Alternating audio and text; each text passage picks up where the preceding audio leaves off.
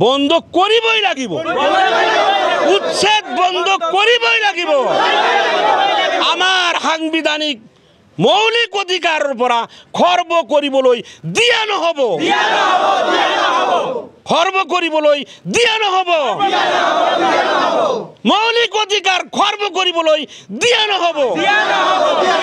আলমগঞ্জ পঞ্চায়তৰ কেইটামান খণ্ডৰ পৰা চৰকাৰে বা ডিসি বা মুখ্যমন্ত্ৰী যেটো ইভেকশন বা উচ্ছেদৰ যেটো মত বিনিময় অনুষ্ঠান অনুষ্ঠিত কৰিছিল, তাৰপৰ আমি গম পাইছোঁ যে এই মানুহখিনিক ইয়াৰ পৰা উচ্ছেদ কৰি ভাৰতৰ সংবিধানে দিয়া মৌলিক অধিকাৰক খৰ্ব কৰিবলৈ আগবাঢ়িছে।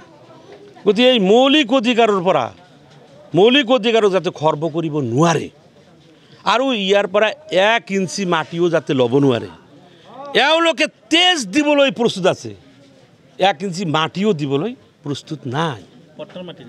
পাট্টাৰ মাটি আছে আৰু এই পাহাৰত আছে আপোনাৰ এইটো কোঅপাৰেটিভ সোসাইটিৰ মাটি, কিছু হয়তো মাজে মাজে খাসল্যান্ড থাকিব পাৰে, থাকিলেই খাসল্যান্ড চৰকাৰৰ বুলি ক'লেই চৰকাৰটো ৰাইজৰে হয় না। গতিকে সেই খাসল্যান্ডটো আচলতে কাৰ? ৰাইজ।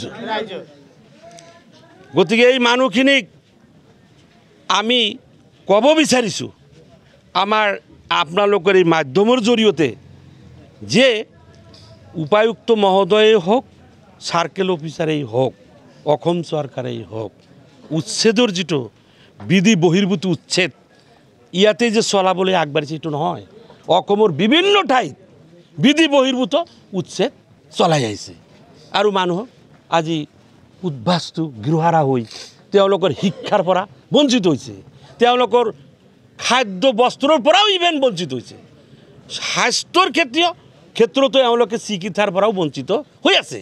গতিকে এনে ক্ষেত্ৰত আজিৰ এই কাৰ্যসূচীৰ দ্বাৰা আমি চৰকাৰক দাবী জনাইছোঁ, ধুবুৰী জিলা উপায়ুক্ত মহোদয়ক দাবী জনাইছোঁ যে ইয়াতে যাতে উচ্ছেদ কৰিবলৈ আগবাঢ়ি নাহে।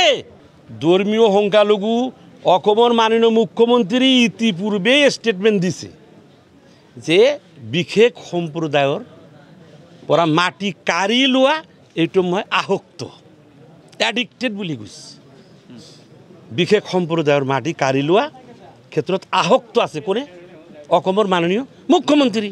তেনেহ'লে আসক্ত যে হৈছে, এতিয়া এই আসক্তৰ পৰা এডিকশ্যনৰ পৰা মুখ্যমন্ত্ৰীৰ চিকিৎসাৰ প্ৰয়োজন আছে। মিয়া পৰিষদেতো আগৰ পৰা আমি এই ক্ষেত্ৰতো আমি আজি যিটো মই ৰাইজৰ হৈ আহিছোঁ, তো ৰাইজৰ এই বিপদৰ সময়ত আমি যিকোনো পদ্ধতিৰে আমি এই মানে উচ্ছেদক কেনেকৈ বন্ধ কৰিব পাৰি, আইনীয় প্ৰক্ৰিয়া হওক আৰু গণ আন্দোলনৰ জৰিয়তেই হওক, সেইটোৰ ক্ষেত্ৰত আমি ইয়াতে অসমীয়া পৰিষদে অংশীদাৰ হিচাপে ইয়াত আগবাঢ়ি আহিছোঁ আৰু সংবিধানৰ গণ্ডিত থাকি গণতান্ত্ৰিক পদ্ধতিৰে আমি এই আন্দোলন থিয় কৰাবই লাগিব, যাতে আগন্তুক দিনত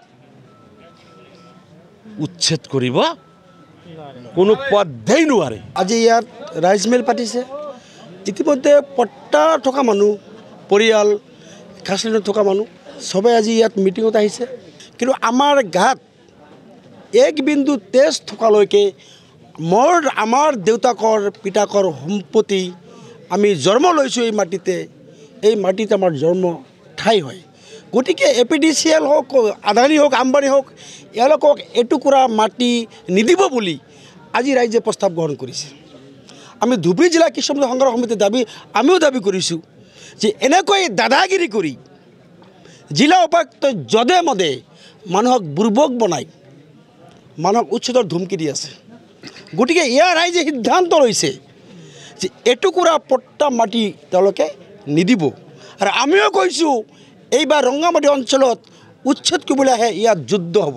আমিও কৈছোঁ এইবাৰ সংখ্যালঘু মানুহ জাগিছে যে আমি ইয়াত থাকিছোঁ, ইয়াত বসবাস কৰি আছোঁ, এইটো আমাৰ জন্ম জেগা, আমাক মাটি, আমি লেণ্ডলেছ পিপুল, আমাৰ ভূমি পাট্টা আছে, আমাৰ মাটি কাঢ়ি ল'বলৈ ডিচি কোন, এই ৰাইজে সিদ্ধান্ত লৈছে যে এটুকুৰা মাটি আমি নিদিম আৰু আমাৰ মাটি বহিৰাগত আদানী আম্বানীক দিলে আমি সহ্য নকৰোঁ।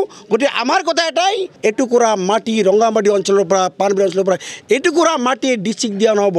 ডিচি মহোদয় ডাঙৰ সকীয়াই দিছোঁ যে কালি এজন শিক্ষিত মানুহে কৈছিলে যে আমি মোৰ মাটি মই নিদিওঁ, আৰু ডিচিয়ে কৈছিলে যে আপ বদমাচি কৰ ৰাহে। এই ক্ষমতা ডিচি কোনে পালে?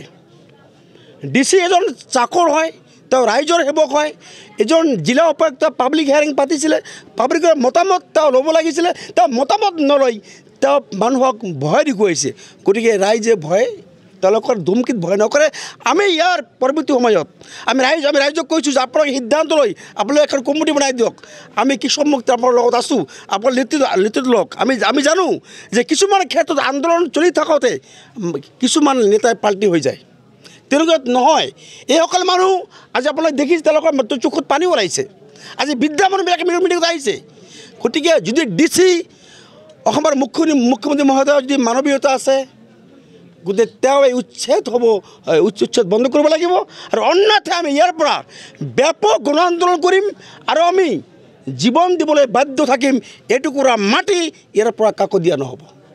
জিলা প্ৰশাসনে যদি বল প্ৰয়োগ কৰে তেতিয়া কি প্ৰস্তুত হ'ব? জিলা প্ৰশাসনে বল প্ৰয়োগ কৰিলেও আমি আমাৰ গণতান্ত্ৰিকভাৱে আন্দোলন কৰিম, আমি আমৰণ অনশন কৰিম। আমি নাখাই আমি ইয়াত পৰি থাকিম। আমাৰ দেউতাকৰ সম্পত্তি, আমাৰ বাপেকৰ সম্পত্তি, আমাৰ জন্ম জেগা, আমাৰ নিজ সম্পত্তি, আমি এটুকুৰা মাটি কাকো নিদিওঁ। এই আহ্বান আৰু এই দাবী লৈ আমি ইয়াত আমৰণ অনশন বহিবলৈ বাধ্য থাকিম।